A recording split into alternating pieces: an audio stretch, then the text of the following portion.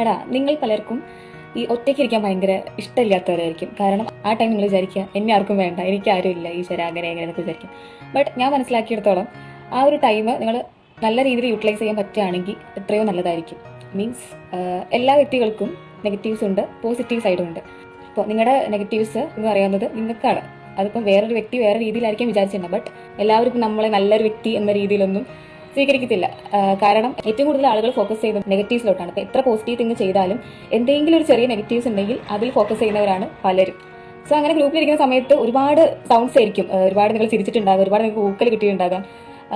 അപ്പോൾ നമ്മളവിടെ എന്താ പറയുക, ചില നേരത്ത് ഒരുപാട് ഇങ്ങനെ കളിയാക്കലുകളോ എന്തെങ്കിലുമൊക്കെ കേൾക്കും. പോസിറ്റീവ് തിങ്സ് ആയിക്കോട്ടെ എന്ത് കേട്ടാലും മേ ബി നമുക്കത് ഉണ്ടായിരിക്കില്ല, നെഗറ്റീവ് തിങ്സോ അല്ലെങ്കിൽ പോസിറ്റീവ് തിങ്സോ ഉണ്ടായിരിക്കത്തില്ല. പക്ഷെ അത് കേട്ട് കേട്ട് നമ്മൾ അതിലേക്ക് ആയിപ്പോകും. ഇപ്പോൾ ഇപ്പം ഊക്കലുകൾ എന്ന് പറയുന്ന സമയത്ത് എടാ എനിക്ക് ബുദ്ധിയില്ലടാ, നിനക്ക് കഴിവില്ലടാ, അപ്പോൾ നമ്മൾ തമാശയ്ക്ക് വേണ്ടി പറയുകയാണെങ്കിലും മേ ബി ആ ഒരു രീതിയിലേക്ക് മേ ബി നമ്മൾ ആയിപ്പോകും. അപ്പോൾ ഞാൻ പറഞ്ഞു വന്നത് എന്താ വെച്ചാൽ, നിങ്ങൾ ഒറ്റയ്ക്ക് ഇരിക്കുന്ന സമയത്ത് അവിടെ ഒരു സൈലൻസ് ആയിരിക്കും.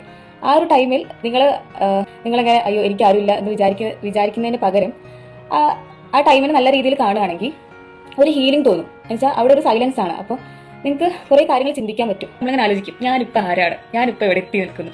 ബിക്കോസ് ഇത് കാണുന്നവർക്ക് മേ ബി ഇതൊരു കോമഡി ആയിട്ട് തോന്നാം, അയ്യോ ഇവിടെ ഹൈ ആയിപ്പോയല്ലോ. ബട്ട് ചിലർക്ക് ഇത് മനസ്സിലാക്കാൻ പറ്റും എന്താണ് ഞാൻ ഉദ്ദേശിക്കുന്നതെന്ന്.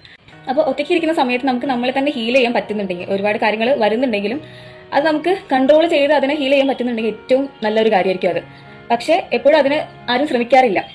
ബട്ട് ഇപ്പോൾ എനിക്ക് തോന്നുന്നു കൂടുതലും ഈ ഒരു സെൽഫ് ലവ് എന്ന സംഭവം ഭയങ്കര ട്രെൻഡിങ് ആയി വരുന്നുണ്ട്. കാരണം പലരും മനസ്സിലാക്കിയിട്ടുണ്ട് സംടൈംസ് വി നീഡ് ദാറ്റ്. ഇപ്പോൾ നമുക്ക് എന്തെങ്കിലും പ്രശ്നം ഉണ്ടെങ്കിൽ മറ്റുള്ളവരോട് പറയണം, അങ്ങനെ എങ്ങനെ എന്നൊക്കെ പറയുന്നുണ്ടെങ്കിലും കൂടുതലും നമുക്കത് കൺട്രോൾ ചെയ്ത് അത് മനസ്സിലാക്കി നമുക്കതൊരു സൊല്യൂഷൻ കണ്ടെത്താൻ പറ്റുന്നുണ്ടെങ്കിൽ ഇപ്പോഴത്തെ കാലത്ത് ഏറ്റവും കൂടുതൽ വേണ്ടത് അതാണെന്ന് എനിക്ക് തോന്നിയിട്ടുണ്ട്. ബിക്കോസ് ഏറ്റവും കൂടുതൽ നമുക്ക് വിശ്വസിക്കാൻ പറ്റുന്നവരെ ഇപ്പോൾ കിട്ടാൻ ഭയങ്കര പാടാണ്.